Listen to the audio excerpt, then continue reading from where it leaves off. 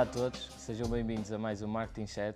Hoje comigo tenho o diretor de Marketing e gestor de e-commerce da Tifosi Vila Nova, duas marcas de moda. É também licenciado e mestre pelo IPAM em gestão de marketing e tem 15 anos de experiência no mercado no setor de vestuário. Comigo tenho David Gouveia. Olá, bom dia. Obrigado, David, desde já por ter aceito esta oportunidade de estar aqui connosco e fazer o podcast e tentar dar alguns insights e algumas recomendações para os profissionais da área e do setor da moda também aprenderem um pouco com a sua experiência e adaptarem no seu negócio e nas suas empresas.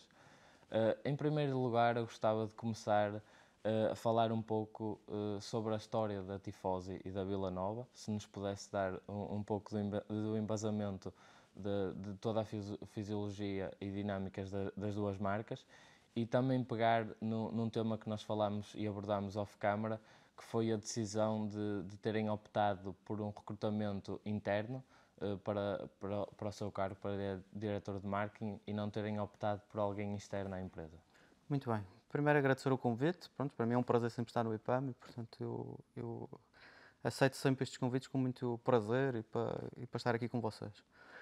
A Tifosi é uma marca já muito antiga no mercado, portanto ela já existe já desde antes de 1980 e tem uma implementação muito forte aqui no norte do país. Ou seja, ela nasceu no norte, cresceu no norte e é do norte que fez essa expansão. Eu entrei para a Tifosi há 11 anos, mais ou menos, numa altura em que a marca sofreu uma reestruturação, ou seja, foi adquirida pronto, não foi por um grupo, mas foi por um conjunto de pessoas que vinham, um conjunto de irmãos, que são os irmãos Vila Nova, e que compraram uma marca que estava, na altura, em francas dificuldades e começaram uma reestruturação muito grande da empresa. Na altura contratou-se novos quadros e novas pessoas para fazerem parte da empresa e eu fui uma delas. A Tifosi é uma marca que se caracteriza por um ADN muito próprio de jeans, de denim, ou seja, é um espírito de denim autêntico e que está centrado em três pilares muito fundamentais, que são o preço, a qualidade e o design. Pronto, isso é o que nos resta todos os dias, foi isso que fez crescer a marca e é isso que continuamos todos os dias. Sendo que os últimos dois têm trazido também, ou são parte fundamental, de uma outra característica que nós tentamos sempre ter, que é a inovação. Nós somos uma marca que tentamos, especialmente nas calças de ganga, que é isso o nosso core business, é isso que nós achamos que somos especialistas a fazer e trouxe-nos já, nós não somos muito de grandes entusiasmos, nem de encher o peito com essas coisas, mas já tivemos a oportunidade de ter um produto do ano na categoria de inovação, que foi as nossas calças One Size em mulher, que são umas calças que foram realmente uma lefada de ar fresco no mundo do denim, porque é uma calça que tem uma história que é realmente muito interessante, que é conseguir servir a várias mulheres a mesma parte de calças, ou seja, do ponto de vista quer de produto, quer de gestão de negócio, foi realmente algo muito interessante.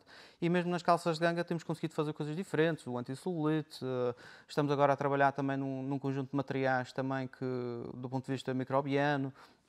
Portanto, há aqui muita coisa que nós tentamos trabalhar e que a Tifosi se preza por isso, sendo que está sempre preocupada e está sempre centrada naquilo que é o consumidor e nas necessidades do consumidor. Portanto, nós nunca atramos este tipo de produto para preços que achamos que são incomportáveis do ponto de vista de mercado, do ponto de vista de cliente. E, portanto, tentamos trabalhar assim.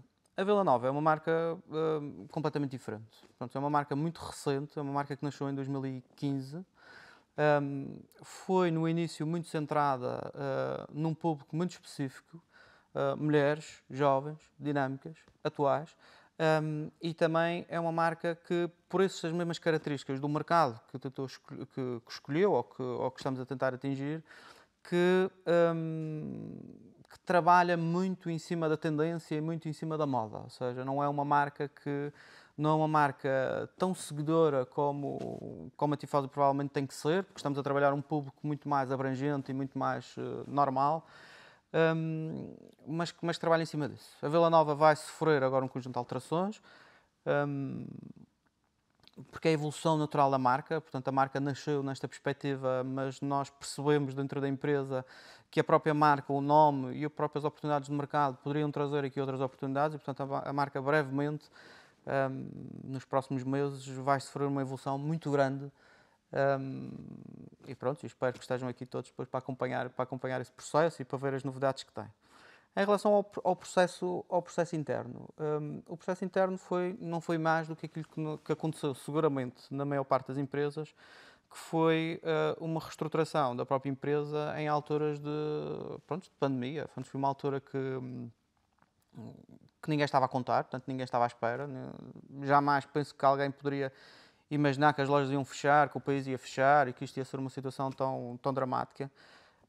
E, portanto, dentro da empresa houve uma clara noção de que a necessidade da reestruturação, ou seja, era preciso que se pensasse as coisas de outra maneira, era preciso que a empresa se reestruturasse de outra maneira, e havia, e já houve durante o longo dos anos, algumas conversas sobre a necessidade da Tifosi e da Vila Nova, do grupo, poder crescer com recursos internos. É uma preocupação que nós temos. Nós temos vários exemplos, até dentro da empresa, de pessoas que têm feito um percurso passo a passo e interno, propriamente dito. Há pessoas, eu digo isto, até digo isto com muita felicidade, sabe? Com muito prazer que digo isto.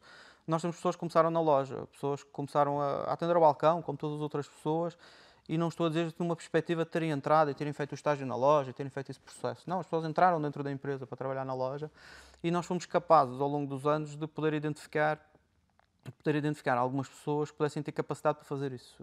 Hoje em dia, essas pessoas, e há pessoas que têm cargos de muita importância dentro da empresa e que são pessoas que são mesmo muito importantes do ponto de vista de produto e do ponto de vista de dinâmica. Na altura, o que se pensou foi que, efetivamente, era importante numa posição ou num cargo que implica duas vertentes muito diferentes. Tem a ver com a comunicação da própria empresa e tem a ver com a própria venda de artigos, mesmo sendo uma plataforma diferente do que é nas lojas, de poder ter alguém que pudesse conhecer a cultura da empresa e que pudesse conhecer o produto. Pronto. E isso, para mim, e nas conversas que tive, para mim é realmente a parte mais importante, que é este conhecimento do processo, o conhecimento de como é que se faz as coisas, dos problemas que existem para poder fazer esses processos, das dificuldades que é trabalhar produto, porque a parte da comunicação, a parte do marketing, a parte da loja online, própria estratégia da loja online, implica efetivamente que nós tenhamos um conhecimento grande, que não precisa de ser quem vende o produto, mas é preciso que seja alguém com muita vontade de poder perceber que possa entender isto, porque senão o processo é mesmo muito complexo, porque nem sempre as coisas estão a tempo, nem sempre conseguimos ter as amostras para poder tirar fotografias, para poder disponibilizar, para poder fazer esse processo.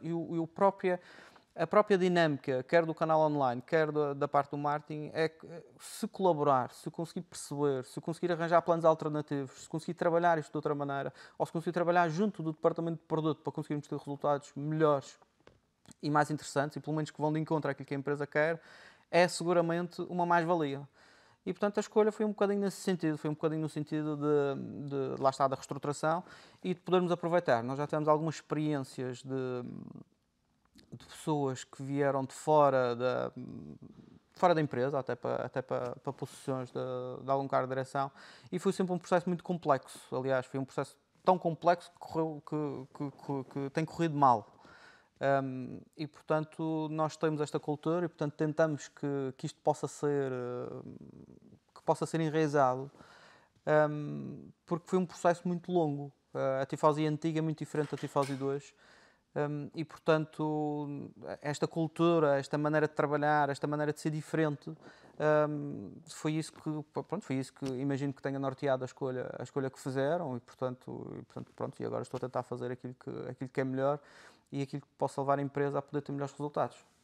E isso que falou, eu recentemente até acabei de ler um livro do Phil Knight, o fundador da Nike, e consigo relacionar o que está a falar e o caso da Tifosi com a fundação e o método que eles utilizaram na estruturação da empresa, que foi, eles começaram, que os fundadores, que era o Phil Knight e o Bowerman, eram duas pessoas que estavam ligadas ao mundo do atletismo, apesar do Phil Knight ser contabilista, ele era atleta, corria, e o Bowerman era treinador até de atletismo dos Estados Unidos. E o método que eles utilizaram foi mesmo focar-se nesse início do atletismo, criar sapatilhas para isso, porque sabiam efetivamente todos os processos, o que é que os atletas sabiam, e mesmo no recrutamento, como estava a falar, eles recrutavam pessoas que eram atletas e que sabiam exatamente como vender esse tipo de produtos. E em setores específicos, como é o do vestuário, como é o do calçado, etc., é muito, muito fundamental as pessoas saberem todo o processo, desde a produção, desde do que os clientes sentem, para saberem efetivamente como se diferenciar e como trabalharem melhor.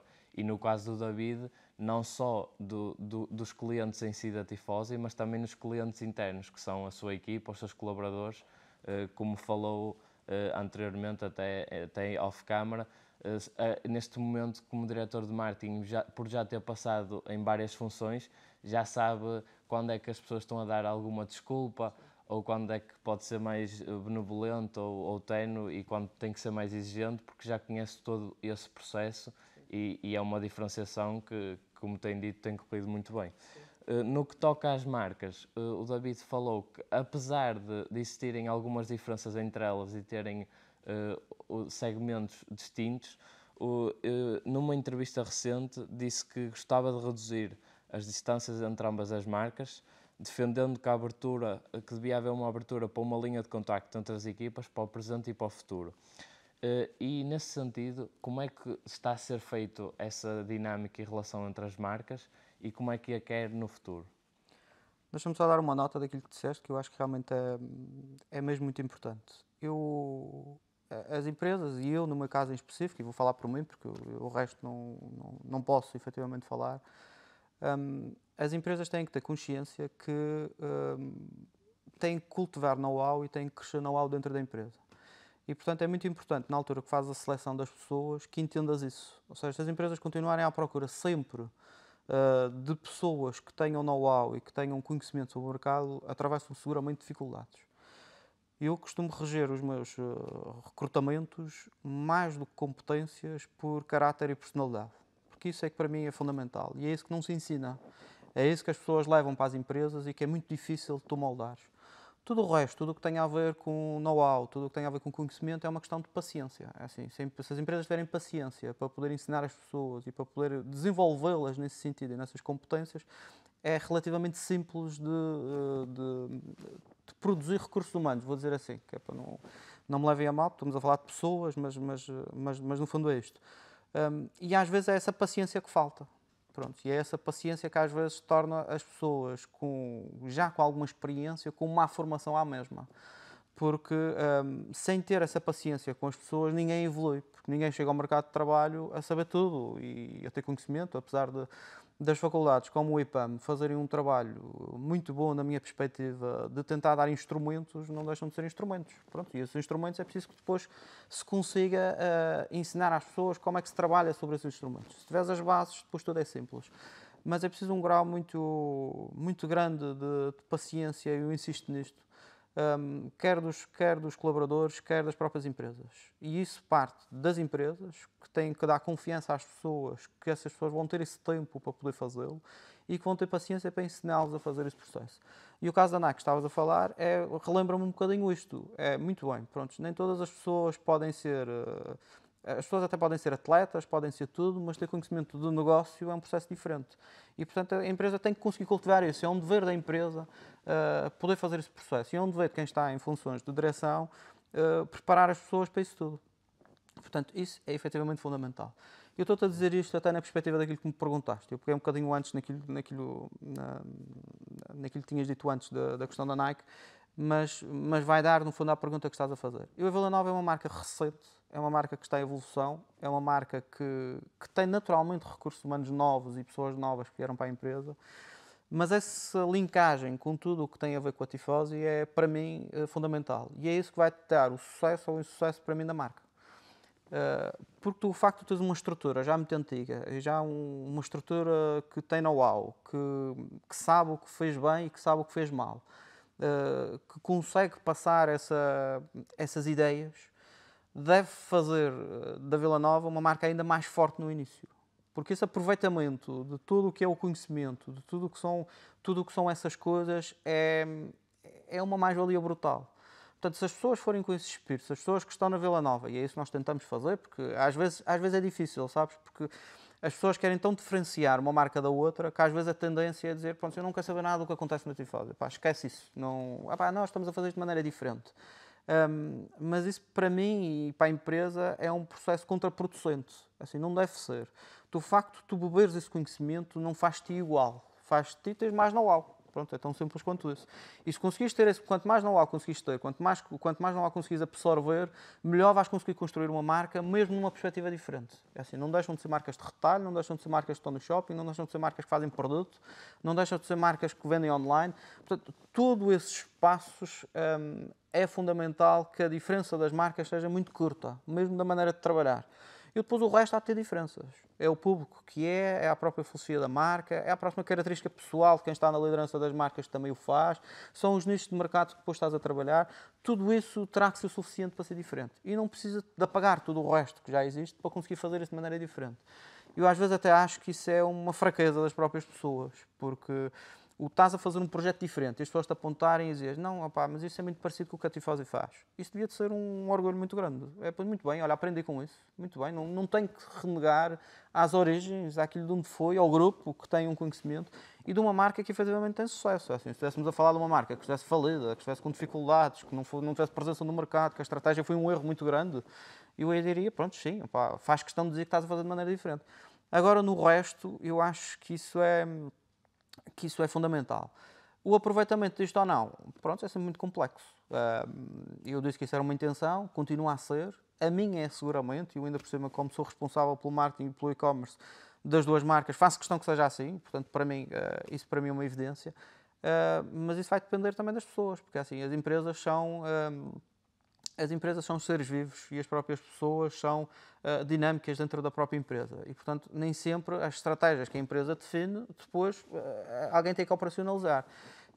E há coisas que é muito difícil de impor. Dizer, não, tem que ser assim. Pronto, isso gera depois alguns problemas que não são bons, que não são saudáveis. Portanto, a Vila Nova está a fazer o seu caminho.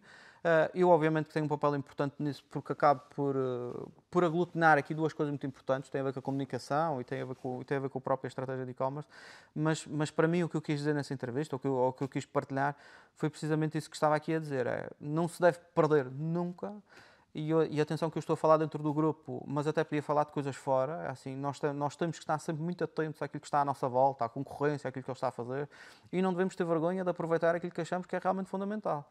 Muito bem, está bem feito. Pronto, não vamos fazer diferente só para inventar, só para dizer que estamos a fazer diferente e só para nos diferenciar do mercado. Não é isso que nos vai diferenciar do mercado.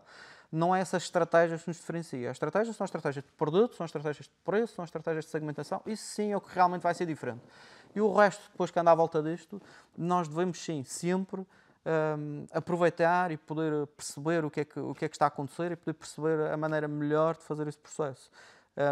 E portanto, no fundo, foi um bocadinho isso que tentei transmitir, com uma frase muito curta, efetivamente, e agora posso um bocadinho explicar um bocadinho melhor, mas no fundo a base do que eu estava a tentar dizer era um bocadinho isso. E isso que falou da relação das marcas também se relaciona muito com o que é visto no mercado e até em marketing na atualidade, que é as pessoas têm a dificuldade de manterem as bases que já têm resultado ao longo do tempo e tentam sempre inventar coisas novas, métodos novos e modos novos, quando em muitas das vezes não é preciso. E há essa dificuldade, e ainda bem que na Tifose não é assim, e que tem-se visto nos vossos resultados, que é de saberem que já tiveram a experiência, já bateram com a cabeça, já souberam que paredes é que não têm que passar, já têm os recursos internos, portanto não adianta andarem a fazer coisas novas. Claro que têm sempre inovar e estar atentos ao mercado e saber o que é que se está a passar, mas mantendo as bases sólidas e toda a estrutura que têm, claramente que vão se diferenciar e destacar perante toda a outra concorrência. Agora, antes de entrar no tópico do e-commerce, eu gostava de pegar que o David falou da importância de se analisar toda a estrutura interna, de se valorizar o talento da empresa, de captar e reter os talentos, também olhar para o mercado de todas as oportunidades e ameaças que possam aparecer e mesmo a concorrência. E era interessante saber a opinião do David sobre a importância de uma estratégia de marketing antes de se avançar para a operacionalização de um planeamento de um e-commerce ou de qualquer sentido em lojas online. Olha, eu já tive a oportunidade de dizer muitas vezes, e às vezes em conversas que tenho, até do ponto de vista pessoal, que para mim o marketing é uma filosofia de gestão. Pronto, nada melhor, ainda bem que estou aqui no IPAM, porque foi aqui que aprendi tudo sobre marketing, mas para mim é mesmo isso. E a Tifosi teve um processo evolutivo que eu acho que é paradigmático com aquilo que deve ser o marketing. Pronto. Mesmo que as pessoas por vezes não tenham noção disso.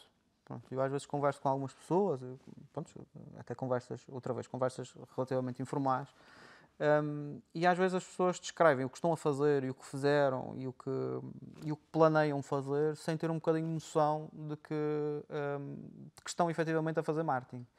As pessoas associam, e vocês sabem disso também quanto eu, as pessoas associam muito ao marketing a uma parte muito específica que tem a ver com comunicação e publicidade, mas o marketing como filosofia de gestão às vezes dá-me um gozo muito especial das pessoas e às vezes até próprias pessoas da empresa desvalorizarem muito o marketing, a dizer que isso não tem nada a ver, que não tem nada, mas depois ouve-se no discurso todo aquilo que eu aprendi aqui dentro desta casa, que tem a ver com filosofia de gestão, que tem a ver com pensar cliente, com tudo o que está feito, ser feito não do ponto de vista de produção, mas do ponto de vista da venda e do cliente.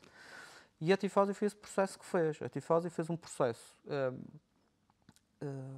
na minha opinião, de grande valor, de transformação de uma marca numa coisa completamente diferente. A Tifosi antiga não é provavelmente do teu tempo, não deverás ter conhecimento do que era a Tifosi antiga, mas a Tifosi antiga era uma marca muito, muito, muito diferente da que é hoje. Era uma marca para a família, era uma marca de preços altos, era uma marca pronto, disso mesmo, para todos, para a mãe, para o filho, para o tio, para o primo. Portanto, isso fez o seu percurso, foi uma estratégia que estava definida pela administração na altura, mas o processo de refundação da própria marca, para mim, é um espelho muito bom do que é fazer uma estratégia de marketing numa empresa, e até numa empresa que já existia. E foi feito um processo que se definiu o que é que nós achávamos que o cliente queria, ou seja, do estudo de mercado que fizemos, o que é que achamos que faltava no mercado e o que é que os clientes queriam efetivamente, e depois esse processo não foi feito de um dia para a noite. Ou seja, nós não transformamos a marca do que era para o que é hoje num ano nem em dois. É um processo que eu atrevo-me a dizer que até ainda não está concluído, que ainda estamos a fazer esse processo. E esse processo implica todas as áreas do marketing. Implica tudo. Implica a parte da produção, implica a parte do preço, implica a parte dos canais de distribuição, implica tudo isso. E o primeiro passo que a empresa deu foi, curiosamente, fechar lojas. Ou seja, quando as pessoas que compraram a Tifosi, das primeiras coisas que fizeram foi muito bem. Vamos fechar a operação. E provavelmente quem lá estava na altura ficou um bocado nervoso, porque a empresa já passava algumas dificuldades, começar a fechar lojas, as pessoas imaginam logo que o processo vai ser por aí afora. Mas não foi numa estratégia de, ok, vamos retirar aquilo que para nós não é essencial, que tinha a ver com operações que tínhamos no estrangeiro, que tínhamos na Roménia, no Luxemburgo, e portanto algumas lojas estavam lá fora, para nos poder centrar naquilo que é o fundamental, que é aquilo que conhecemos, que é o mercado português.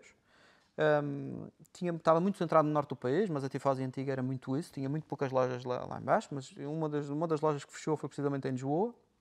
Centramos aqui no norte, que foi aquilo que também conhecíamos e que sabíamos o que é que era, para recomeçar o processo. E esse processo teve a ver com, como estava-te a dizer, de vertentes muito diferentes. Tem a ver, preço. Pronto. A Tifosi vendia, só para vocês terem noção, eu também às vezes para poder quantificar, porque às vezes estas coisas ficam um bocado no ar e as pessoas não têm muita noção de valores e de como é que são as coisas, e portanto neste aspecto não tenho problema nenhum em revelar. A Tifosi na altura, quando compramos, vendia camisolas, suetes, hoodies, para ser mais prática, a 60 euros, a 70 euros, portanto era um preço normal de uma suete. Hoje é muito raro vender suetes por mais de 20 euros, mais de 30 euros. Isto é um processo que demorou 5, 6, 7 anos. Isto não se faz de um dia para o outro. Porque este processo envolve toda a cadeia de produção e toda uma equipa de produto e toda uma equipa de design para poder desenvolver artigos neste aspecto. Porque tens de trabalhar matéria-prima, tens de trabalhar relacionamento com fornecedores, tens de trabalhar design, tens de trabalhar tudo. Tens de trabalhar como é que vais transportar, tens de trabalhar margens, tens de trabalhar este processo, tem que ser tudo trabalhado. E isto, infelizmente, é um mal que eu acho que hoje em dia as pessoas sofrem, que é do imediatismo, de pronto, olha, eu quero fazer isto, muito bem, pronto, e para o ano já tem que estar pronto e já tem que estar a trabalhar. E isto é um processo que, para ser feito com pés e cabeça, para ter estrutura, não se pode fazer de um ano para o outro. Porque mesmo a questão dos preços e das margens é um processo relativamente simples de fazer uma vez. Eu farto-me dizer isto e agora já não estou tão ligado ao produto, mas ainda dizia às minhas equipas, eu fazer uma negociação para ter preços mais baixos, manter margens e fazer uma vez é uma coisa muito simples, não é nenhuma ciência espacial. É se sentar numa sala, é ir viajar, é estar com os fornecedores, é poder estar com eles e poder poder conseguir conversar, conseguir convencê-los, ter capacidade de negociação, mas não é um processo muito complexo. Os problemas vêm todos a partir daí. É muito bem, eu quero fazer mais barato, porque preciso de margens, porque preciso de oferecer produto mais barato. Mas o processo todo a partir daí é muito complexo. Quero o processo de produção, quero o processo de acompanhamento, quero o processo depois de transporte, quero o processo de qualidade depois das próprias peças. Porque tu queres, obviamente, oferecer um produto que seja mais competitivo no mercado, mas não queres oferecer um produto pior, porque ninguém está nessa estratégia. Ninguém está na estratégia de dizer, olha, eu vou fazer uma coisa mais barata, mas vai ser pior porque o cliente vai perceber. Olha, era 30 euros, mas agora é 20. Pronto, olha, tem uns buraquinhos na t-shirt, mas pronto, olha, mas ele sabe que é mais barato e, portanto, tem. Isso não existe. As pessoas querem a mesma coisa a preços mais acessíveis, mas querem qualidade, obviamente. E, portanto, esse trabalho todo é um trabalho muito complexo que envolve muito tempo. Porque o próprio relacionamento que tu tens que ter com o fornecedor é um processo que tem que ser trabalhado. E isso às vezes é uma coisa que é subvalorizada dentro das empresas e quem está fora, que é uma boa equipa de produto não é só uma equipa que sabe negociar. É uma equipa que sabe ter relacionamentos. Porque é preciso estar com o fornecedor, é preciso conversar com ele, é preciso criar ligação, é preciso envolvê-lo, é preciso que ele perceba que faça parte do processo e é preciso que tu o trates de maneira a que ele entenda que faça parte do processo, quer do ponto de vista ético, quer do ponto de vista pessoal. E se isso acontecer, tu consegues fazer o processo. Porque nós fizemos, e eu pessoalmente na minha área fiz, e tenho muito orgulho em ter feito isso, eu fiz este processo com os mesmos fornecedores. Ou seja, eu não tenho, e eu olho para trás e às vezes reflito um bocadinho sobre isso, eu nos últimos 5, 6 anos não tenho um naipe de fornecedores muito diferente daquilo que tinha. Mas consegui coisas diferentes com cada um deles.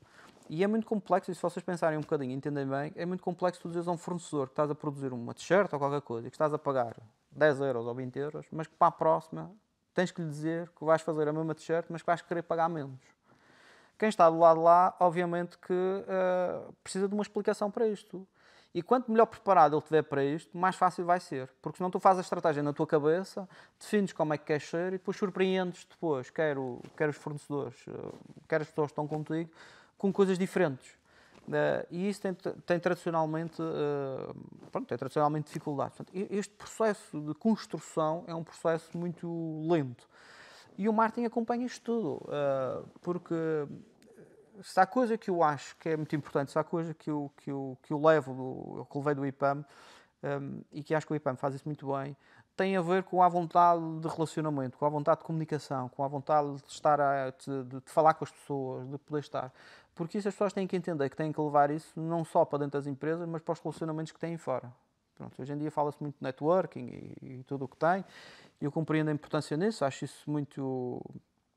Acho muito subavaliado esse processo, porque acho que está toda a gente focada nisso em vez de estar focada nas competências. É mais importante conhecer muita gente do que ser muito bom naquilo que se faz. É mais importante contratar alguém que conhece muita gente ou alguém que apresenta resultados e que sabe o que fez, por muito que não seja a pessoa mais visível do mundo. Mas é preciso que se leve isso também para relacionamentos fora da empresa. Nós temos que conseguir fazer este processo. E o marketing, para mim, está sempre presente nisso tudo. Portanto, a Tifose fez esse processo muito assente no que é, para mim, uma estratégia, uma filosofia de gestão focada no cliente, ou seja, nós entendemos bem o que é que o cliente queria e, portanto, fomos atrás disso, não focados mais na margem, na parte da produção e todo o resto e naquilo que conseguíamos. Fomos à luta com isso e ainda vamos hoje. Portanto, o processo ainda hoje é um processo que está ongoing, que ainda hoje estamos a tentar alinhar alguns aspectos. Há coisas que nós entendemos, quer na nossa matriz de produto, quer na nossa estratégia de distribuição, que achamos que poderia estar melhor, que poderíamos trabalhar de uma maneira e podíamos fazer isso. A Vila Nova, deixa só que te diga, é uma perspectiva completamente diferente. A Vila Nova nasceu de uma maneira diferente. E apesar de serem duas marcas de retalho e duas marcas que provavelmente as pessoas até de futuro vão confundi-las um bocado, elas são mesmo muito diferentes, porque, outra vez, toda a estratégia de marketing, toda a filosofia de gestão foi criada de maneira diferente.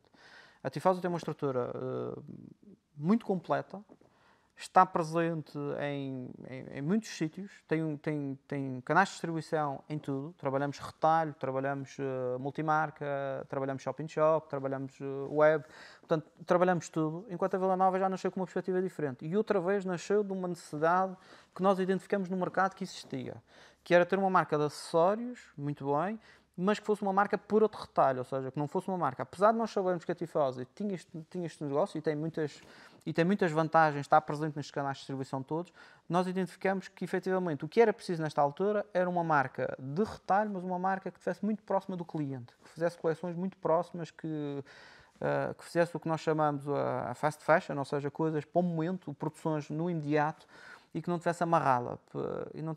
E outra vez, lá está, o que eu estava a dizer, é assim, o marketing, as pessoas às vezes não têm muita esta noção, e eu farto-me de ouvir o Dr. Daniel Sá dizer que o marketing é muito recente e que em Portugal está presente há pouco tempo, e efetivamente eu acho que muitas das pessoas praticam marketing sem saber muito bem o que é que estão a fazer, ou pelo menos sem associarem a isso. E pronto, eu como sou uma pessoa de marketing tenho que confessar que me dá um bocado de gosto depois de ouvir falar as próprias pessoas que dizem que não acreditam no marketing e que não fazem, depois o raciocínio que estão a fazer é efetivamente um raciocínio muito virado para o mercado, muito virado para as pessoas e muito pouco virado para a parte produtiva, que para mim é uma das bases fundamentais do marketing.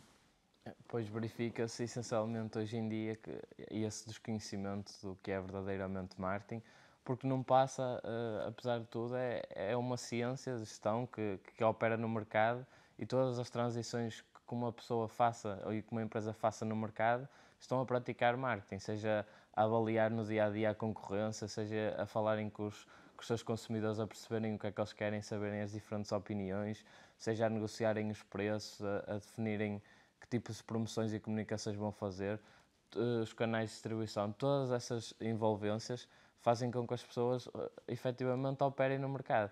E algo que o David falou também que é relevante de mencionar é que às vezes também profissionais de marketing pensam só na estratégia de marketing e no marketing no sentido mesmo da marca e não alinham com a produção e com todo o envolvimento interno.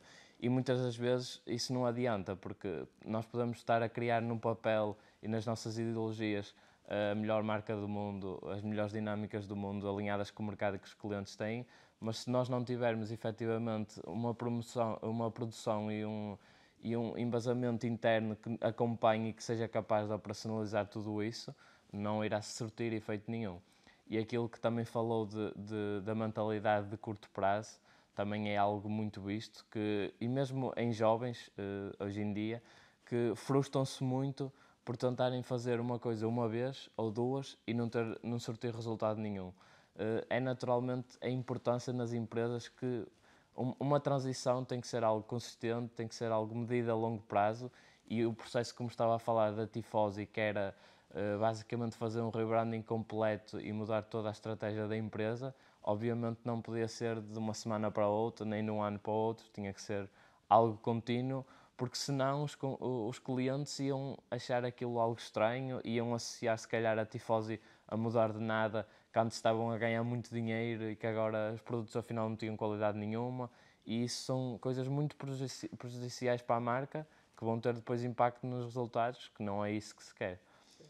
Agora, olhando também para o consumidor online, sabendo que ele está cada vez mais exigente e passando cada vez mais com os acessos das tecnologias a diferentes recursos, e tendo a prática da Tifosi e da Vila Nova atividades em redes sociais, em mídias especializadas online e também nas lojas físicas, eu queria saber como é que na vossa ótica é feita essa gestão e interação com o cliente, se optam mais por uma vertente de omnicanal ou de multicanal?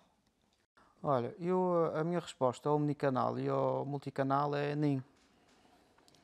Pronto, eu não consigo ver isso, não consigo ver nessas duas perspectivas. Tenho mesmo alguma dificuldade em ver isso nas duas perspectivas. É óbvio que há coisas que têm que ser comuns, não tenho dúvidas disso, mas há coisas que têm que ser naturalmente diferentes. Pronto. E eu até associo essa questão da diferença, até as pessoas colocam isto muito na parte do online e das lojas físicas, mas eu mesmo dentro de lojas físicas eu acho que poderia ser coisas diferentes. Assim, faz-me alguma confusão que a estratégia da loja do Algarve seja igual à estratégia da loja do Porto. Pronto, não só porque hoje estão 26 graus aqui, mas estão 40 no Algarve, e portanto acho só isso devia ser suficiente para podermos fazer alguma coisa diferente. Quanto mais estamos a trabalhar numa loja física e numa loja online. Eu até vou um bocadinho mais atrás, e normalmente quando falo sobre este assunto, eu gosto de referir isso. as estratégias de omnichannel, se não começarem dentro da empresa, não são estratégias de omnichannel nenhumas. Pronto, fazer transparecer ao cliente que pode ir à loja online e que pode ver o stock e que pode comprar aqui para levantar na loja do Norte Shopping e que é o mesmo artigo e que pode na loja do Norte Shopping encomendar online para fazer. É giro, faz sentido, mas é muito curto. Pronto, as pessoas normalmente associam e que está tudo feito. E a própria estratégia dentro da empresa tem que ser mesmo omnichannel. E a Tifosi é um exemplo disso porque trabalha coisas muito diferentes e trabalha segmentos muito diferentes. Quando tu estás a trabalhar, nós temos 4 pontos de comunicação com o cliente, se quiseres, que estão a ser, ou que devem ser, trabalhados essencialmente como omnichannel dentro da empresa. Ou seja, no fundo são touchpoints. Nós temos as nossas lojas, pronto, que são as lojas físicas, que toda a gente conhece. Nós temos a loja online, que são também que espero que toda a gente conheça, e portanto se não conhecer, que vão lá visitar. Temos as redes sociais, que também acontece, e temos os nossos clientes multimarca. E em todos estes touchpoints nós devemos ter uma estratégia comum de contacto com o cliente. Pronto. E para mim o omnichannel, para mim o mais importante tem a ver com isto. Tem a ver com tu poderes passar a mesma mensagem, poderes passar a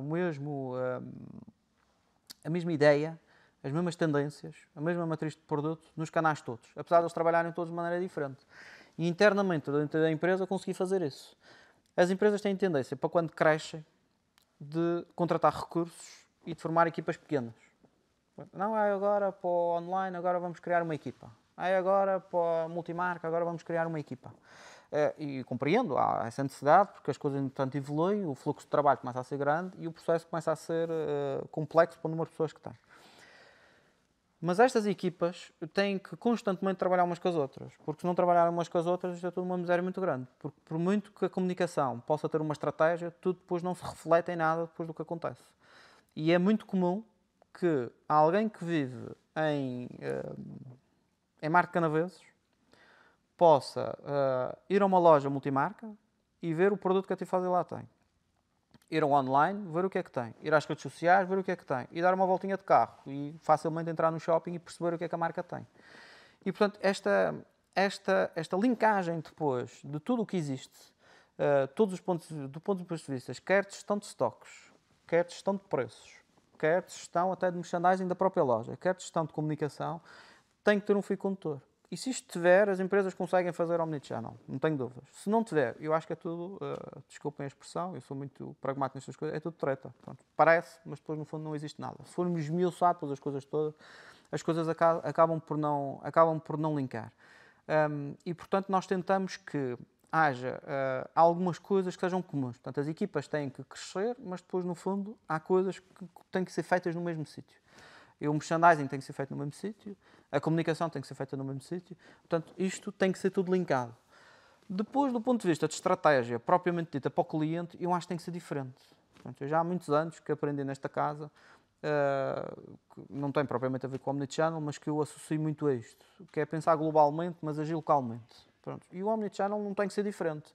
É assim, eu preciso de passar a mesma mensagem ao cliente, eu preciso que ele veja a mesma coisa, preciso que ele sinta que é a mesma marca. Ele não pode ir às redes sociais e achar que é uma marca de calças de ganga e depois chegar à loja e achar que é uma marca de grafismos e t-shirts e de todo o resto, uma perspectiva muito diferente.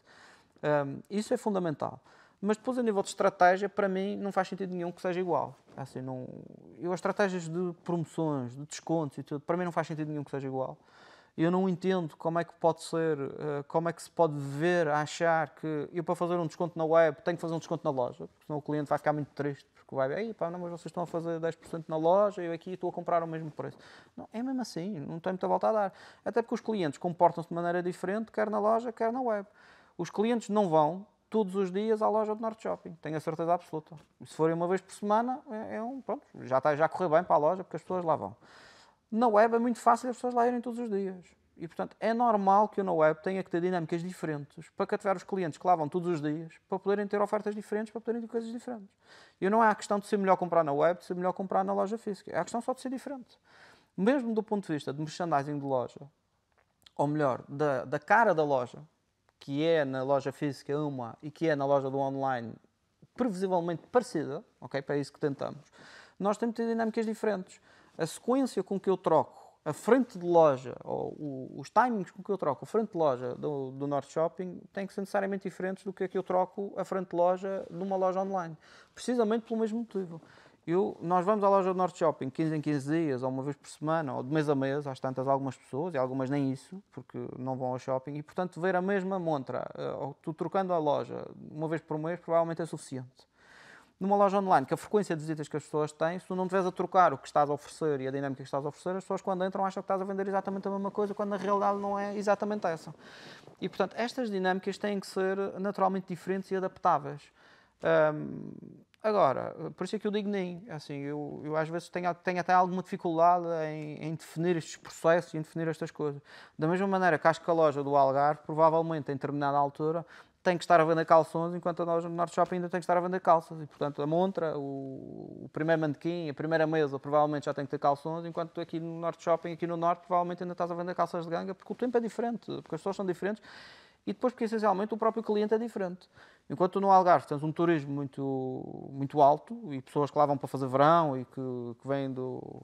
Agora nem tanto, porque as coisas estão um bocado mais complicadas, mas que vêm de Londres e que vêm da Alemanha, e que vêm com climas completamente diferentes e, portanto, que na altura querem comprar algum artigo que provavelmente não têm em casa e querem comprar na loja, porque querem aproveitar o verão e querem fazer isso tudo. Aqui, às tantas, isso não acontece. As pessoas, a roupa que trazem é a roupa que efetivamente vestem. O próprio cliente lá em baixo, eu em Beja, começa a vender calções seguramente muito mais cedo do que começa a vender no Porto, porque a temperatura chega aos 40, 45 graus, portanto é normal as pessoas andarem de calções. Aqui no Norte, feliz ou infelizmente, dependendo dos gostos que temos, se queremos mais calor ou mais inverno, não é isso que acontece. Na semana passada estávamos com 17, 18 graus. Portanto, a própria dinâmica das próprias lojas tem que ser obrigatoriamente diferente, porque se não for diferente, estás a errar num dos sítios. E, portanto, sim, omnichannel, mas para mim é omnichannel dentro da empresa. Pronto, e o dentro da empresa acho que sim, acho que é fundamental termos esse processo. Para fora, pronto, claro, a estrutura, sim, não tenho dúvidas. Pontos de ligação, sim, não tenho dúvidas. Aproveitar sinergias, claro que sim. Assim, eu se puder ter uma pessoa na loja que quer um artigo que não tenha stock e que eu possa lhe oferecer para ele comprar na loja online, claro, é uma vantagem, estou a vender mais e, portanto, isso é uma vantagem para o cliente. Mas, do ponto de vista estratégico mesmo, eu acho um erro se forçar esta questão do omnichannel. Acho um erro forçar que seja tudo igual, acho um erro forçar que esteja preocupado que o cliente tem uma oferta na loja que não tem na loja física e que não tem no online, da mesma maneira que para mim não é problemático que tenha uma oferta na loja física que não tenha no online. Portanto, são dinâmicas que existem, que depende também um bocado dos resultados, depende da dinâmica que estás a ter e depende do tipo de cliente que estás a ter na loja. Portanto, para mim, eu digo sempre, para mim é um bocado fico um bocado na dúvida até onde é que devemos ir, até onde é que não devemos ir, mas se quiseres, na minha cabeça, definir este processo, para mim é um bocadinho assim. E isso são duas dicas muito importantes para as pessoas que nos estão a assistir lá em casa, para os jovens estudantes e para também os empreendedores das empresas que estão a ver, que é, primeiramente, fazer uma adaptação cultural dos seus produtos e da sua abordagem ao mercado, não só em países externos, mas também em várias zonas distintas dentro do país, saber adaptar aquilo que estava a dizer, consoante as condições meteorológicas, consoante mesmo as pessoas do Porto não são iguais às pessoas do Sul, tem que haver essa distinção. E outra coisa que falou também é não se deixar levar e terem atenção para termos na moda, como o omnichannel e multicanal, porque senão acontece como há empresas que até eu como consumidor posso dar um exemplo, obviamente não vou falar nomes, mas já tive em lojas de roupa em que eu ia à loja física e eles me diziam uma coisa para falar online, depois eu contactava o serviço online e eles diziam uma outra, e eles ao cliente final comunicavam como sendo uma empresa que fazia omnicanal, mas depois efetivamente não tinham estruturação nem recursos internos para o fazer. E isso era precisamente o que o David estava a falar. Antes de entrar para o mercado e assumir isso e se destacar isso como a diferenciação da empresa, primeiro é preciso olhar para internamente e estabelecer o omnicanal dentro da empresa, e depois de ter isso bem alinhado é que se vai passar para o mercado. Caso contrário, é o insucesso, que não é o que se quer. Eu sou muito, deixa-me só te dizer uma coisa, porque eu sou muito, eu sou mesmo muito forte defensor das estruturas internas das empresas. É para mim realmente um pilar fundamental. As empresas não se constroem de fora para dentro e se não tiverem uma boa estrutura dentro têm mesmo muita dificuldade, eu acho. Porque é o que eu estava a dizer ainda há bocado, dos fornecedores, eu digo exatamente das empresas. Eu ter uma estratégia de sucesso durante 1 ano ou 2 é um processo relativamente simples. É assim, não, sem querer menosprezar quem tem sucesso, a identificação de uma lacuna de mercado, de uma situação que agora existe, o chamado chico espertismo de identificar qualquer coisa que agora é preciso e, portanto, agora vamos criar só qualquer coisa para ganhar aqui uns trocos, é um processo que não é muito complexo. Pronto, é claro, outra vez, não vou desprezar as pessoas que conseguem fazê-lo, isto não é uma coisa que qualquer pessoa queira fazer e que faça, mas pronto, mas não acho que tenha, não acho que haja grande mérito nisso. O problema é conseguir fazer isto de uma maneira muito sustentada. E, portanto, a empresa tem mesmo que ter bases muito fundamentadas. E às vezes, e falamos já aqui ainda há pouco de jovens e da maneira como eles chegam ao mercado de trabalho, e eu acho que eu gosto sempre de falar nisto e não é para parecer velho, nem para parecer já uma pessoa com muita experiência, porque não a tenho, felizmente ainda estou a aprender muita coisa e aprendo todos os dias. Mas esta ânsia de chegar às coisas, de fazer, de ter resultados para fazer, eu às vezes lembro-me, e às vezes uma expressão pronto, que às vezes digo, as pessoas querem ser poetas sem aprender a escrever. Pronto, isso é um processo um bocado complexo. Pronto, existe efetivamente meia dúzia de pessoas que nascem com esse dom e, portanto, fazem esse processo. Mas é naturalmente um processo complexo. Portanto, é preciso dar passos, é preciso perceber como é que as coisas funcionam, é preciso passar pelas várias etapas. E aquilo que falávamos no início da conversa, que muito gozo me dá, de ter pessoas que começaram na loja e que agora fazem parte de equipas de produto com responsabilidades de tomar decisões, de fazer matrizes de preço, de fazer matrizes de produto, de decidir a estratégia de uma própria empresa, é para mim uma base fulcral de tudo o que acontece. E por isso é que eu foco muito, e às vezes nas conversas que tenho, foco muito, como dizia ainda há pouco, nas características pessoal das pessoas, na personalidade, na maneira como as pessoas entendem o próprio negócio.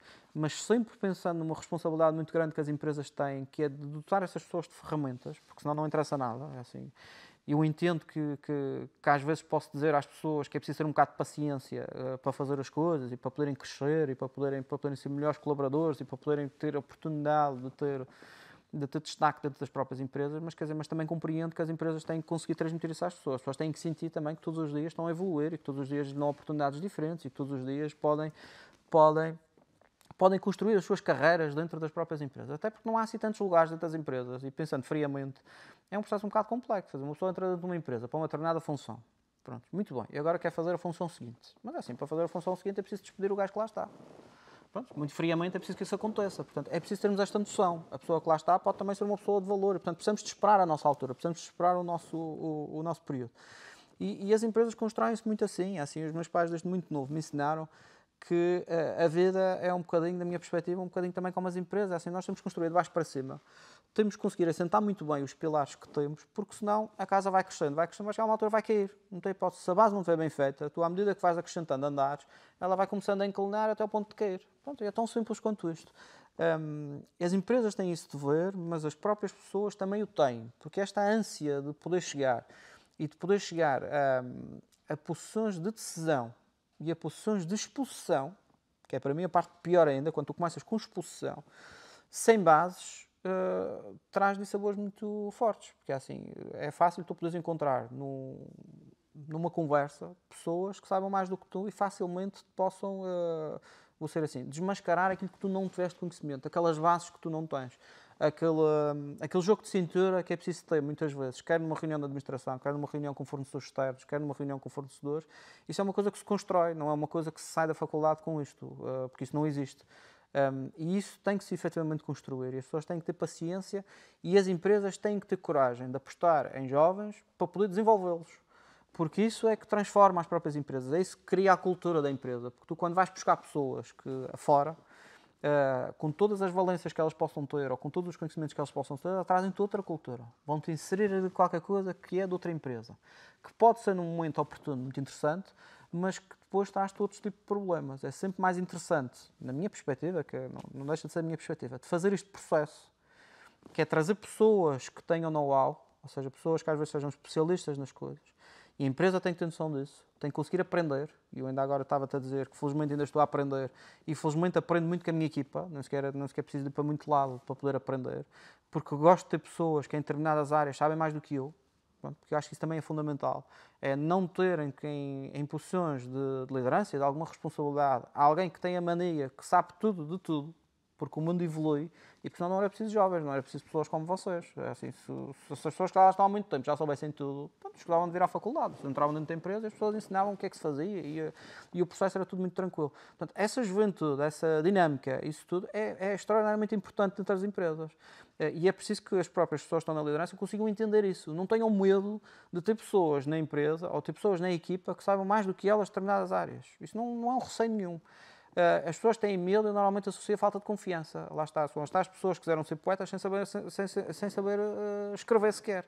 Porque sabem que sempre fizeram aquilo daquela maneira, mas não sabem exatamente porquê.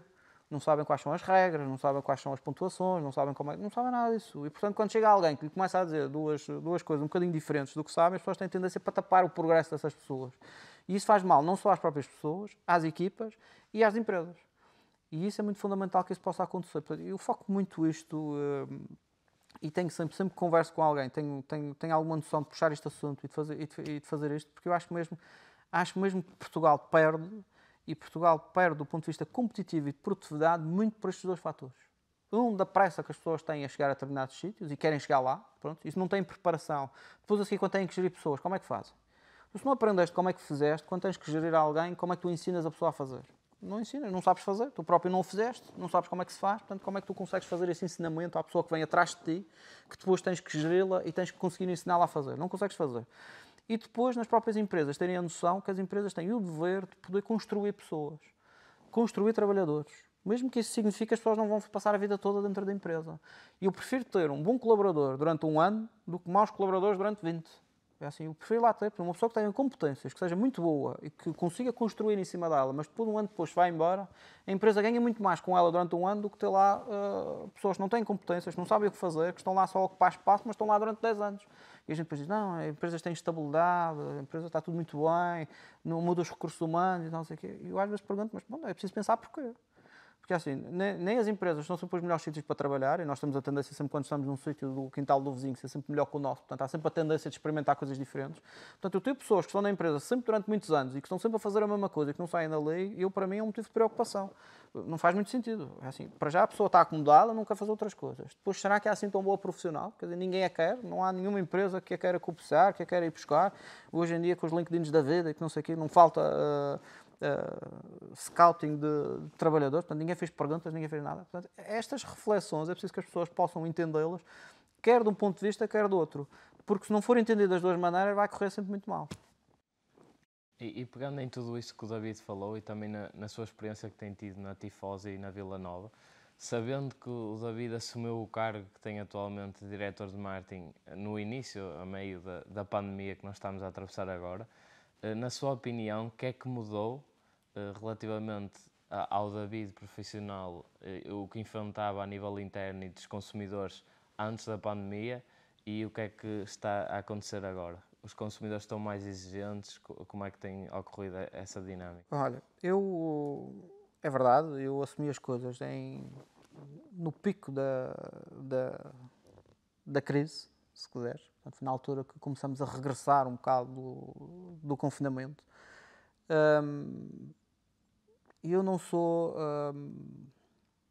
provavelmente pelo setor onde trabalho, eu não sou daquelas pessoas que defendem que está tudo diferente e que agora de repente mudou tudo e que as pessoas estão todas muito diferentes e que isto é um processo muito complexo e que a coisa... Não, efetivamente o setor da moda já era um setor que estava muito exposto à questão do e-commerce, portanto já lá estava, já vendia, já a quantidade de marcas que eu tinha.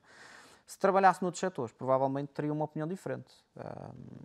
Já tive a ocasião de partilhar, assim, é óbvio que as pessoas hoje em dia provavelmente estão disponíveis para comprar televisões online, ou para comprar sofás, ou para comprar carros, ou uma coisa qualquer, que não gostariam às tantas há 2 anos atrás, porque era impensável. Ninguém comprava, ninguém gastava, não é ninguém. Há pouca gente que gastava 200, 300 euros numa coisa sem saber o que era, à espera que ela chegasse a casa e depois logo vejo o que é que tenho para pagar ainda por cima, que tenho que a pagar sem ver.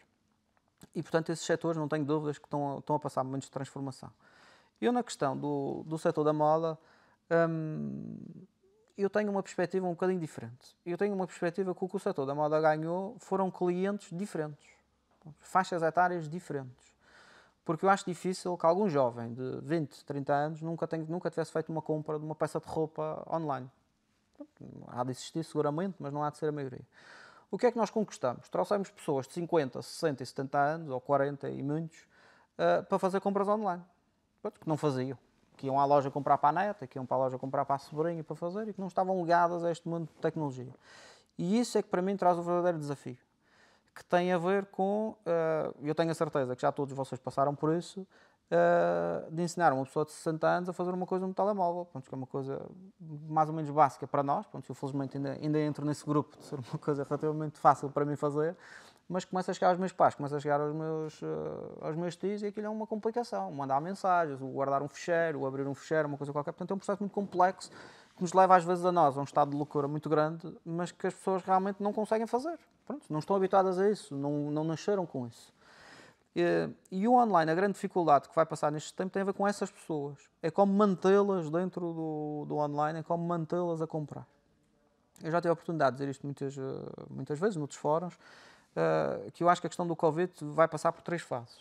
Pronto. Nós temos a parte do boom do Covid, portanto, que as lojas fecharam todas, e portanto toda a gente começou a comprar online, não havia outro sítio para comprar, até o que é. Nós passamos pela bolha do Covid, que é este sobredimensionamento do mercado, ou seja, as empresas, da maneira como elas estão a ver que este mercado se vai manter, que não vai seguramente se manter igual, é impossível, é assim, nem toda a gente que foi para o online vai continuar no online, nem toda a gente que comprava no online, a dimensão que comprava, vai continuar a comprar nessa dimensão. Não, para mim é uma realidade que não vai existir, para passarmos depois pela ressaca do Covid, que é depois exatamente qual vai ser a dimensão do mercado. E há muita gente, muitas empresas que se redimensionaram para uma realidade que eu acho que não vai acontecer. Nós, felizmente, tentamos não fazer isso, ou eu, pelo menos, tentei não fazer. Não sei se fiz bem, se fiz mal. Portanto, isso agora, depois, costumo dizer que só depois do jogo jogado é que a gente depois vai ver quem é que correu bem, quem é que correu mal. Mas esta noção de que as pessoas que lá estão têm que ter uma facilidade muito grande em fazer compras. Assim, a pessoa de 60 anos que vai hoje a um site para fazer uma compra, tu tens de conseguir que ela faça uma compra em 2, 3 passos. Porque se tiveres que obrigá-la a andar em menus, em submenus e em voltinhas e coisas, e depois para pagar é uma complexidade muito grande, a probabilidade dela desistir é muito alta. É o que eu costumo chamar que é o happy path. Ou seja, o caminho feliz, se quiserem dizer em português, a gente tem um bocadinho a maneira dos estrangeirismos, mas é o caminho feliz dentro de um site. Ou seja, tu tens de conseguir definir o processo que a pessoa tem que fazer, ou seja, o caminho ideal que a pessoa tem que fazer dentro do site, e esse caminho tem que correr extraordinariamente bem, tem mesmo que correr, tu tens de conseguir garantir todos os dias que a pessoa vai lá e aquilo que tu definiste, que era o processo normal de compra, ele tem que estar fluido e muito rápido e tem que ser o mais curto possível. Ou seja, tu tens de conseguir, quer da maneira como pensas os menus, quer da maneira como estruturas as categorias de produto, quer da maneira como obrigas a pessoa a escolher o tamanho, quer da maneira como fazes o checkout, tu tens de conseguir pensá-lo ou tens de conseguir otimizá-lo para que ele possa ser o mais curto possível e que a pessoa tenha menos complicação possível. Porque são esses que tu vais ter mais dificuldade. Porque o resto, a malta jovem e tudo, pronto, obviamente, quanto mais simples for, melhor, mas nós temos um bocado mais de paciência. Vamos ao site, vemos, até gostamos de passear lá um bocado, não sei o quê. As outras pessoas, às tantas, vão lá por necessidade, porque têm mesmo que ir lá fazer esse processo. E depois, tens aqui, o que para mim também é uma parte fundamental, que é o pós-compra. Pronto, e a parte do pós-compra, às vezes, para mim, é um bocado, como é que eu ia dizer, é pouco valorizada. E é preciso entender que, mesmo nesta geração, a geração dos mais velhos, tu enfrentas um problema. Primeiro, que é como é que eles compram, que tem que ser muito simples, mas depois o stress de chegar à mercadoria. Ou seja, as pessoas compram e depois querem aquilo no dia a seguir. E muitas vezes há pessoas que compram para o aniversário da filha, que é no dia seguinte ou 2 dias depois, porque acham que aquilo é como ir à loja. O gajo compra e depois no dia seguinte lá está. E nós temos alguns exemplos, e há de ser comum a outras marcas, de pessoas que telefonam e dizem, já fiz a encomenda, quando é que chega? Mas quando é que fez a encomenda? Fiz agora há meia horinha atrás, gostava de saber quando é que recebo a encomenda. E nós temos o apoio ao cliente com pessoas que têm que ter um bocado de paciência também para explicar às pessoas, mas é importante que as empresas entendam que as pessoas precisam destes pontos de contacto, as pessoas precisam de estar constantemente informadas do que é que está a acontecer. Porque é uma questão, às vezes, até de própria segurança de quem faz esta compra. Porque as pessoas começaram a comprar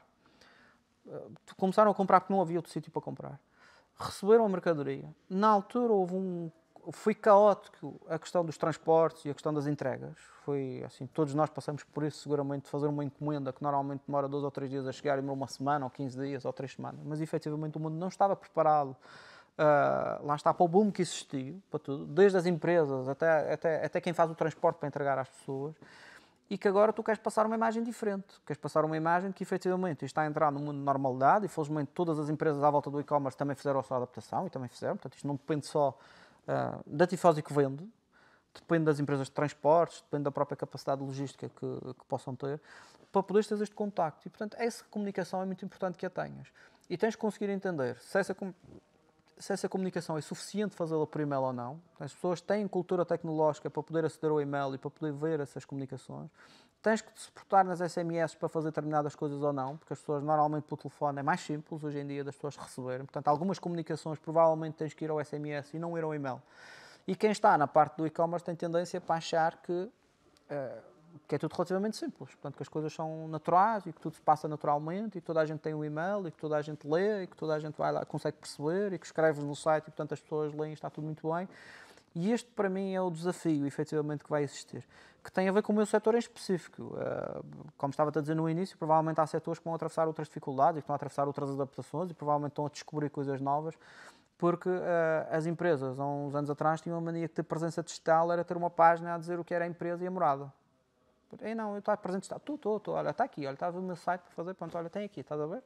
Tem aqui a morada e tem aqui onde é que fica e tal, não sei o quê. E hoje em dia, claro que isso, não, pronto, não vou dizer que não é nada, mas é muito curto e, portanto, provavelmente há muitas empresas que estão a construir este processo e que estão a construir esta evolução. Nós, no setor da moda, já estávamos um bocadinho à frente, pela própria dinâmica do setor e pelo próprio preço dos artigos. É muito mais fácil as pessoas comprarem uma t-shirt de 7 euros do que comprar uma televisão de 500 ou 600 ou 1000 euros ou o que for. A nível de confiança, a experimentação é obviamente muito mais simples de o fazer. Portanto, nós estávamos já mais expostos a isso e, portanto, para mim a grande dificuldade tem muito a ver com isso. Tem a ver com estas faixas etárias que agora estão aqui e, portanto, da maneira como tu transformas isto num processo que tem que ser tão simples ou tão tranquilo para toda essa gente. É muito mais simples estar aqui a falar contigo sobre isto e dizer o que é que deve ser e da maneira como ser, do que efetivamente operacionalizar isto. Porque há muitos touchpoints, há muitas coisinhas pequenas, há muitas coisas que implicam desenvolvimento, há muitas coisas que implicam investimento mesmo, para conseguir tornar este processo muito simples. E, portanto, é sempre muito mais fácil na teoria do que na prática. E nós próprios, dentro da Tifose da Vila Nova, não estamos a 100% nisto. É uma coisa que continuamos a trabalhar. Ainda esta semana tive uma reunião precisamente sobre este assunto e por isso é que para mim também é importante estar a falar sobre isto. Porque há efetivamente muita coisa para fazer. E é um setor, obviamente, muito dinâmico.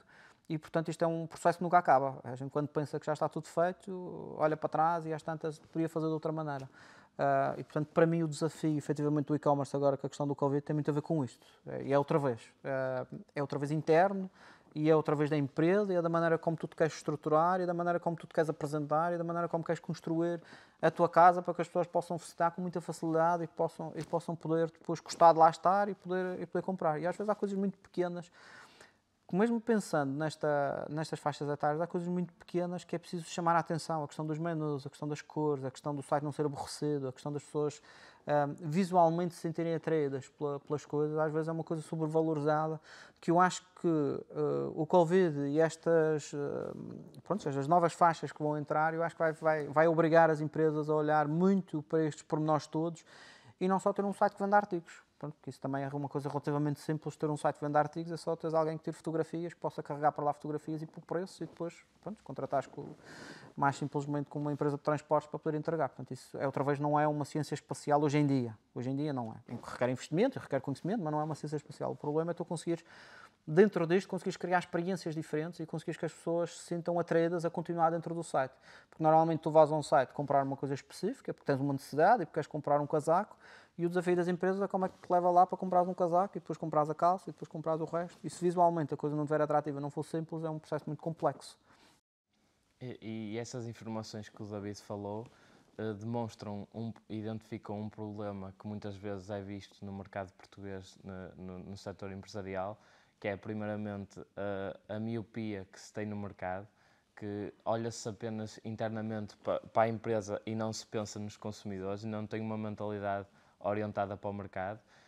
E outra coisa que também exala o que o David falou é da importância da verdadeira essência do marketing, que é estar constantemente a fazer um estudo contínuo do mercado, que nunca acaba. Mesmo que o David falou na Tifosi e na Vila Nova ainda tem coisas para se melhorar, e certamente que se daqui a 3 anos o David continuar e nós tivermos outra vez outra conversa, o David vai dizer exatamente a mesma coisa, que ainda há muita coisa para melhorar, porque nunca vai chegar a uma etapa que uma empresa, como uma marca, é perfeita, e isso demonstra o que temos vindo a falar, da importância de ter uma base interna segura e sólida, de ter uma equipa, uma orientação para os clientes, saber exatamente o que é que eles querem, as suas dificuldades, as necessidades, para dar uma experiência ao consumidor muito mais fácil.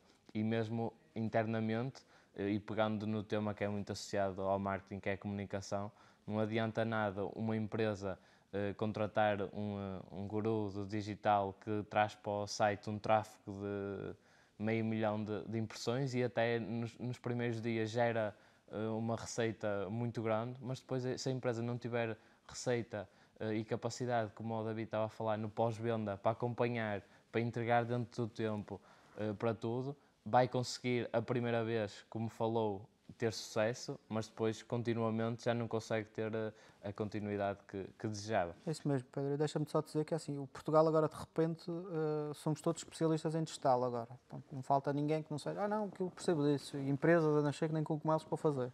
Mas o que tu estás a dizer é muito importante, é porque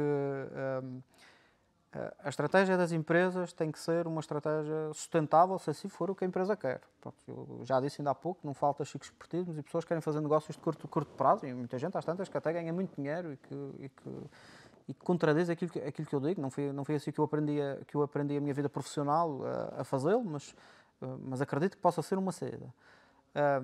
É muito importante não dar passos maiores com a perna, e isso para mim é fundamental. É assim, tu se não tiveres o site a funcionar bem, se não tiveres consciência que ele está bem, é uma estupidez, estás a investir para trazer mais gente ainda para dentro do site. E eu costumo dizer que as empresas se conseguirem se focar mais em converter mais do que em gastar mais dinheiro para trazer mais gente, provavelmente têm melhores resultados e investem muito menos. Porque, efetivamente, o fluxo de pessoas que vai aos sites é grande, a vontade das pessoas lá irem também é relativamente grande e, portanto, este foco no interior, no funcionamento, na conversão, nas pessoas poderem lá estar, para mim deve ser o primeiro foco. E as pessoas, naturalmente, quando vêm de fora, querem fazer exatamente aquilo que tu disseste. Não, mas traz 100 mil pessoas. Não, mas eu consigo trazer 500. Pronto, está bem. E então? Pronto, isso também, outra vez, não é uma ciência espacial, basta ter dinheiro para fazer. O problema é fazê-lo sem dinheiro. Mas com dinheiro tudo se consegue. E, portanto, não falta consultadorias, não falta coisas de pessoas. Não, mas eu consigo trazer. Pronto, ok, mas o que é que vou fazer com elas? Vou converter? Não vou. A taxa de conversão vai se manter ou não vai? As vendas vão acompanhar ou não vão? Vou trazer pessoas para comprar que tenham um basket size de 5 peças e agora vou comprar só uma para fazer? Isso interessa? Estás a fazer esse processo? E que sustentabilidade é que isso tem? E isso às vezes são perguntas que não se fazem nas próprias empresas. Atenção, porque quem está fora para definir uma estratégia, eu compreendo que possa ir aos indicadores mais simples de resolver e que possa mostrar resultado. Pronto, é o normal que assim acontecer, até porque tendencialmente não são pessoas que vão lá estar durante muito tempo. Portanto, vão entrar e vão sair. E, portanto, é fácil de mostrar os resultados e até, não deixa de ser um caminho. Mas as empresas têm que saber o que querem fazer. E eu, muitas vezes, nas consultadorias, o que ouço é as próprias empresas não sabem o que querem. Pronto, telefonam para as pessoas, preciso fazer um estudo, não sei o que é que queres. Pronto, olha, preciso melhorar os indicadores. Pronto, e as pessoas vão a esse caminho. É diferente de dizer, não, olha, eu quero uma estratégia sustentada há 5 anos. Olha, eu daqui a 5 anos quero estar aqui. Eu daqui a 5 anos quero vender isto. E eu como é que vou fazer este processo? Os indicadores são estes. E fazer perguntas. Por isso é que eu estou a dizer, e que insisto muito nisso, que é, tu precisas fazer o teu percurso dentro da empresa, porque senão chega-te alguém de fora que te diz 2 coisas engraçadas e tu não tens bases para sustentar sequer o que é que ele está a dizer, nem contradizer, nem fazer perguntas. E é o pior que pode acontecer dentro de uma empresa, tu tens alguém responsável dentro de uma própria empresa que não sabe fazer perguntas a quem está de fora. Porque senão apresentam-te um projeto e apresentam-te coisas. Assim, eu não quero estar a te mentir por exagero, mas eu seguramente que todos os dias recebo uma mensagem no LinkedIn ou no meu e-mail da empresa, de uma empresa diferente que faz coisas diferentes no digital. Seguramente, não quero estar a exagerar, eu ia dizer que mais do que uma, mas pronto, vou dizer só uma, que é para não estar aqui em erro. É de que convertem mais, é porque trazem mais clientes, é porque trazem mais, é que conseguem influências, é porque conseguem não sei o quê, é porque têm agora um não sei quem para poder... é, assim, é tudo o que possas imaginar, é apoio ao cliente, é softwares que fazem não sei o quê, tudo. Nunca recebi nenhuma de alguém que quer conversar comigo sobre uma estratégia há 2 ou 3 anos. Nunca recebi. De alguém que me queira dizer onde é que a Tifosa quer estar daqui a 3 anos. Olha, podemos conversar, eu tenho uma estratégia para vocês há 3 anos para fazer isso. Não tenho ninguém. E isso é que me deixa pena. Por isso é que eu digo que estamos cheios agora de pessoas que são especialistas no digital, mas que são especialistas no digital para aquilo que vão lendo na internet. Pronto, eu também leio e, portanto, também sei um conjunto de coisas. Mas que possam ter conhecimento de como é que se faz estas coisas dentro da empresa, vejo muito pouca gente. Vejo toda a gente muito focada numa coisa muito particular e menos focada no total. E as empresas hoje em dia, com o fluxo de informação que têm, com o conjunto de pessoas que têm, que é o que eu estou a dizer, eu todos os dias recebo informação, recebo uma pessoa diferente que me está a tentar vender uma coisa diferente. As empresas têm tendência para não ligar a isso. Porque é mais do mesmo. É mais outra vez alguém a dizer, olha, eu no curto prazo meto mais pessoas nesta loja. Pronto, ok, tudo bem. Pronto, olha, qual é a senha? Qual é o número da senha? Porque já tenho 50 para me dizer isso. Mas não tenho ninguém que me possa chegar à minha beira e dizer, olha, gostava de falar consigo porque eu tenho uma estratégia aqui há 2 anos para fazer consigo.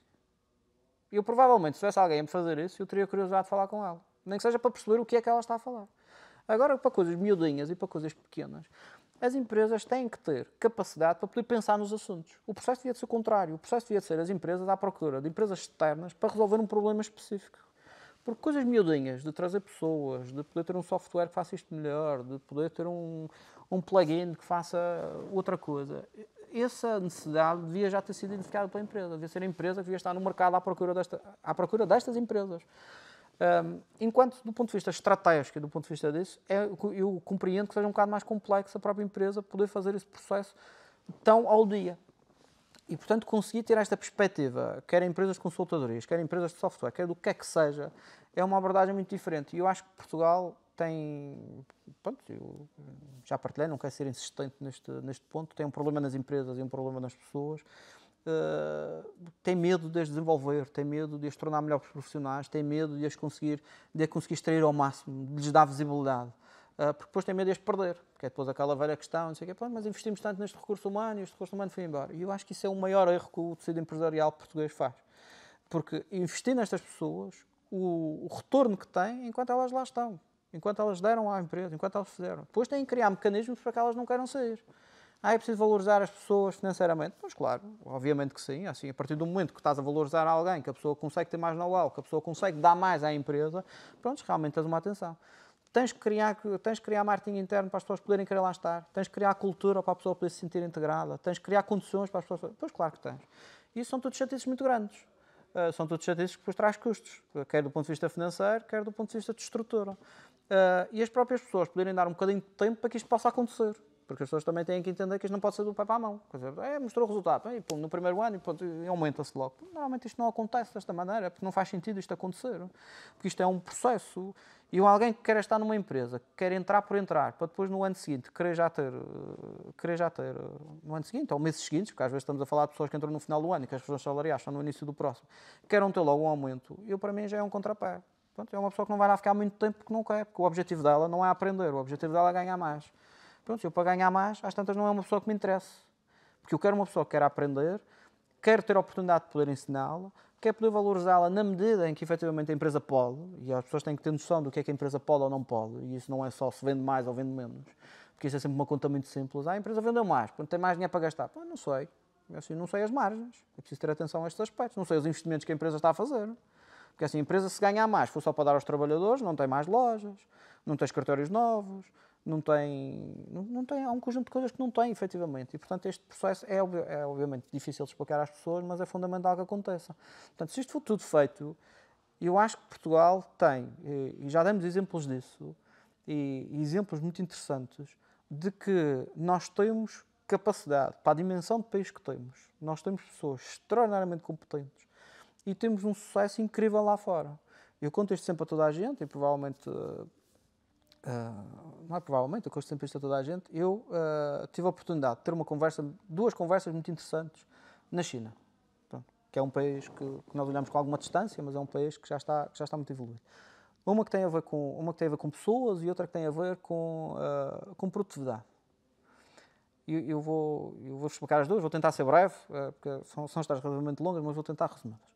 Uma teve a ver com o Cristiano Ronaldo, pronto, que nem por acidente, é meu conterrâneo, mas estive lá, e até estou a dizer que é meu conterrâneo, porque estava a falar um bocadinho sobre isso, estava a dizer que era da Madeira, que não sei o quê, é uma ilha, não sei o quê, não sei o que mais, e alguém associou a ele, ao Ronaldo, e portanto estava a dizer, não, vocês o Ronaldo, espetacular e tal, não sei o quê. E eu estava a dizer, pois, exato, é espetacular. E ele estava a dizer, ele disse, pá, como é que é possível? E porque eu estava a dizer, o futebol como é que estava na China, aquela conversa de circunstância, conversa que estamos a ter com as pessoas, conversa normal. E eu disse, mas o futebol na China, vocês têm aqui a liga e tal, não sei o quê, como é que isto vai, desenvolve, não desenvolve, faz, não faz, não sei o quê. E ele disse, pá, eu não consigo perceber. É assim, vocês têm 10 milhões de pessoas, pronto, e o Ronaldo é o melhor do mundo. Nós temos bilhões de pessoas aqui a jogar futebol e não sei o quê, e nós não conseguimos um gajo que se destaque sequer no mundo para fazer. E esta noção que nós temos que ter, que somos realmente um país muito pequeno e que o pouco que temos um sucesso incrível, quer do ponto de vista de desporto, quer do ponto de vista empresarial, mesmo assim, e temos vários exemplos de pessoas lá fora que têm sucesso, do ponto de vista empresarial, na banca, nas consultadorias, no desporto, para fazer, é realmente uma noção que nós temos realmente umas competências muito acima da média. E, portanto, isso tem que se desenvolver. E outra tem a ver com produtividade. Eu, na China, assim, as pessoas tiveram a oportunidade de ir à China. A China tem uma característica muito específica, que está cheia de gente. Pronto. E tanto cheia de gente, as pessoas aqui há uma confusão em todo o lado, quer nos elevadores, quer no metro, quer no comboio, quer na rua. Portanto, é uma confusão brutal. E eles têm uma característica muito própria que tem a ver com os elevadores. Ou seja, tu, quando vais à China, chegas a um bloco de escritórios, normalmente aquilo tem 11, 12, 13, 14 andares. Portanto, quando chamas o elevador, a probabilidade de entre o elevador chegar e abrir a porta é muito grande que se acumule muita gente. E eles lá não têm a noção que nós temos aqui de filas. Pronto, quem chega primeiro é o primeiro a entrar. Portanto, tocas à campainha, portanto o gajo de trás, mesmo que estejas estreito, espera por ti, que é para tu entrar. Eles lá não têm essa característica. Eles lá, pronto, tocas à campainha, estás de mala, distrais-te um bocadinho, a porta abre, quando olhas o elevador já está cheio. Eles não estão à espera que tu entres e faças para fazer aquilo tudo lá para dentro, portanto tens de estar mesmo atento ao processo. E um dia vim um bocado cansado, porque as viagens são um bocado cansativas, e diz que aconteceu precisamente a mesma coisa. Caguei no botão e tal, não sei o quê. Depois, entretanto, estava a conversa com a minha colega que lá estava e abri a porta do elevador e quando olhei já estava o elevador cheio. Eu disse, estou aqui à espera, dá um bocadinho de paciência para ver, que é um estrangeiro que está aqui, quer dizer, nem sequer entende. E eu pensei, não, vou na mesma. Peguei na mala e entrei para dentro do elevador. Na altura, felizmente, não havia Covid e, portanto, podíamos estar todos assim ao molho dentro dos elevadores, porque senão agora nem sei como é que aquilo funciona. E cheguei acima e depois estava a falar com o fornecedor. Estava a falar com ele, estava a dizer, vocês aqui também são chatos, quer dizer, é sempre a correr, sempre a correr, sempre a correr. Quer dizer, então lá estava agora no elevador, a chamar, vocês não têm educação para fazer, não sei o quê. E ele disse, David, sabes uma coisa, nós somos mesmo assim. E eu fiquei um bocado a olhar para ele e disse, então estou aqui a dizer uma coisa que não é boa e tu estás-me a dizer que isto afinal é mesmo assim. Eu disse, mas explica-me então isso. E eles estavam a dizer, que tu sabes, eu vou-te explicar. Vocês na Europa e no mundo estão aqui. E nós na China estamos aqui. De produtividade, de riqueza e tudo o resto para fazer. E se nós não corrermos mais do que estes, a gente nunca mais vos ultrapassa. Portanto, realmente o nosso dia-a-dia é mesmo assim. É a correr e a fazer e não sei o quê, e não temos tempo para perder. E eu parei um bocadinho para pensar e disse, poxa, realmente nós somos exatamente ao contrário. Nós vimos uma empresa que está aqui e nós estamos aqui, nós queremos encontrar o atalho para poder trabalhar menos para chegar lá em cima primeiro. Não é trabalhar mais com o seguinte, não é trabalhar mais com o nosso colega, não é mais trabalhar melhor do que a nossa empresa, que é o nosso concorrente. Não, nós queremos é descobrir onde é que está a lacuna, que é para nós podermos chegar ao fim e dizer, ultrapassei-te, mas ainda fiz menos do que tu. Ainda consegui fazer menos. E isto são coisas que as empresas têm que conseguir. As empresas, os tecidos empresariais, têm que conseguir desenvolver nas pessoas. Porque isto não nasce nas pessoas. Isto vê-se nas empresas. É nos casos todos que vamos vendo por aí de empresários que se aproveitaram disto, daquilo, que ainda riem na cara das pessoas, como é que as coisas fazem. É estes os exemplos que vocês jovens, depois acabam por assistir e que depois vos faz moldar para fazer isto. Portanto, as empresas têm um papel fundamental neste trabalho, de conseguir mostrar às pessoas que, não, isto é para fazer desta maneira. A nossa cultura é esta. Nós vamos fazer isto. Nós vamos tornar melhores profissionais. Porque quem faz estes atalhos encontra o atalho uma vez, mas não garante que encontre todas as vezes. Portanto, até pode ultrapassar, mas se a outra empresa estiver estruturada, aquilo mais depressa, logo que ele se distraia, vai ser ultrapassado outra vez, não tenho dúvidas. Porque as pessoas vão descansar à sombra da bananeira, como se costuma dizer na minha terra. As pessoas vão se sentar, vão estar sossegadas, porque vão perceber que isto afinal é um facilitismo e, portanto, não é até conseguir perceber, até ultrapassei, eu já estou à frente da concorrência, não sei o que é que vai acontecer? Vão se distrair, obviamente, vão ser ultrapassados e ninguém garante que consigam encontrar outro atalho um bocadinho mais à frente. E isto faz com que o país não produza aquilo que efetivamente pode produzir e que os recursos humanos não sejam tão eficientes como são. Quando vamos para fora, tratamos de maneira diferente. Temos receio, porque temos aqui um bocado deste como é que eu ia dizer, deste trauma de ser um país pequeno e de ser qualquer coisa, e portanto queremos mostrar serviço e queremos fazer, mas fazemos as coisas de maneira mais eficiente e somos mais produtivos que todos os outros. E não conseguimos fazer isso no nosso país, que é para mim a parte mais triste, porque acho que nós temos uma capacidade brutal para poder fazer coisas, uma capacidade brutal para poder estar cara a cara com grandes players no mercado e com grandes empresas, com muito mais poder financeiro, com muito mais coisas. E eu te faço um exemplo disso, eu te faço, olha para tudo, mas o que olha é para os melhores. E o que olha é para a Inditex. E o que quer ser é melhor do que a Inditex. E o que quer trabalhar é para isso. Não vamos conseguir isso num ano, não vamos conseguir isso em 5, não vamos conseguir isso em 10, provavelmente, porque começamos muito mais atrás e, portanto, tudo a nível financeiro, a distância é grande.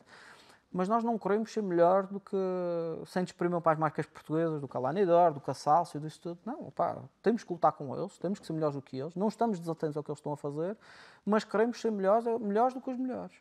E essa cultura é que tem que subsistir nas empresas, porque nós, se quisermos também só estar sossegados aqui no nosso cantinho, então, olha, o meu trabalho era muito mais simples, não precisava de sequer estar com grandes problemas. E em todo o resto está. Obrigado, David, por esta excelente conversa. Ficam então, para os espectadores que nos estão a ver, 2 pilares basilares que devem ter os líderes de negócio no seu dia-a-dia, que é exatamente terem atenção à estruturação e à capacitação de retenção de talentos internos, ter também o pensamento estratégico e de planeamento, de pensar na empresa a longo prazo e combater o curto prazo existente do mercado, e também ficaram aqui com algumas recomendações e casos práticos que o David teve a oportunidade de conversar aqui connosco. Agradeço por terem visto até ao fim. Estejam atentos aos próximos episódios e obrigado pelo vosso feedback. Até ao próximo Marketing Chat. Obrigado.